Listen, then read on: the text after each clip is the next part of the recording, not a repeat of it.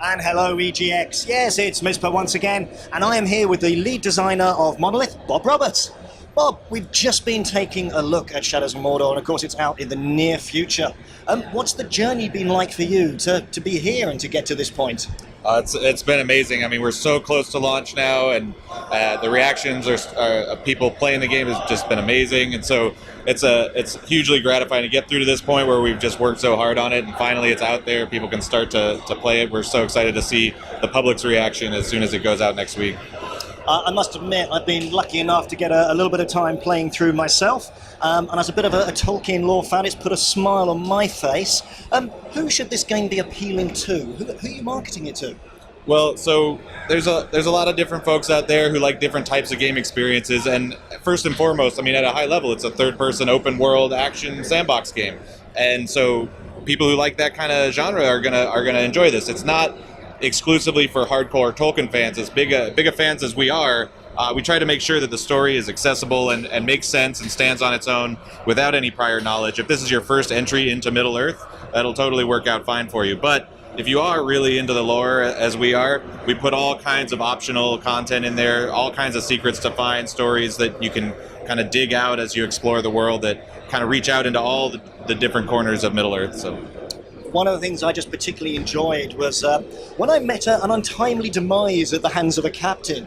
We immediately saw the comments from the captain and the infighting in the ranks afterwards. As for those who know the lore, the Uruk-hai, sort of as they get prowess in battle, they sort of go up the ranks, there's infighting, and they're not exactly nice to each other.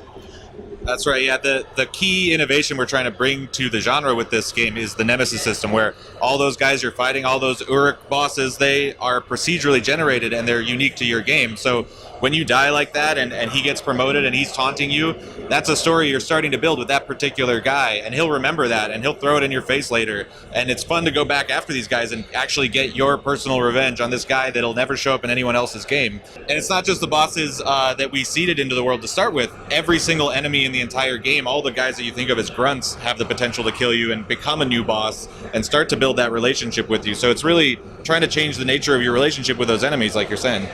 And that relationship can be quite lasting. I actually saw a scar get put across the face of somebody, and later on it's still there. Visually, one thing that's quite nice is there are lots of traits going on with the characters that you're fighting. So you can see that someone's, say, got a poison on axes, or someone's got a certain build.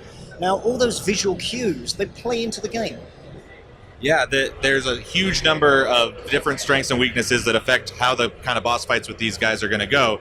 And it's really important for you to spend some extra time interrogating the other orcs around Mordor to learn those strengths and weaknesses, because you can really make a fight go from incredibly difficult to incredibly easy if you're really careful and you learn the exact vulnerability of this guy and you exploit that vulnerability, versus if you just go in guns blazing without any information, you're going to oftentimes get in over your head. But of course, since death is such an important part of the game for us, we kind of enjoy seeing people go down every once in a while. I discovered to my cost, just trying to brute force this isn't necessarily going to work very well.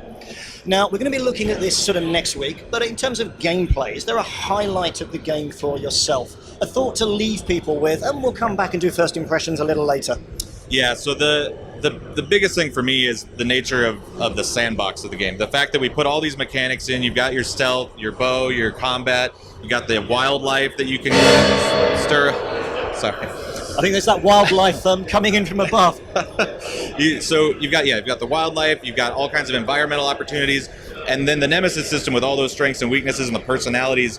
The way all those mechanics mix together, you just never know what's going to happen. These stories, these crazy events will just emerge out of those systems that you'll have never played before, that you'll never seen before. And 2.5 years into making this game, I'm playing it every day, and I still have things that happen on a regular basis that I've never seen before and didn't realize were even possible in our game. So just the emergent possibilities of the sandbox is the coolest thing for me. Okay, so finally then, when can people get their hands on the game? So it's releasing on October 3rd for PS4 and Xbox One, and the boxed version of the PC SKU, and September 30th on Steam. Fabulous. So there you go, guys. As always, this is Mizpah signing off from EGX Rest, and stay tuned for some more news on this one.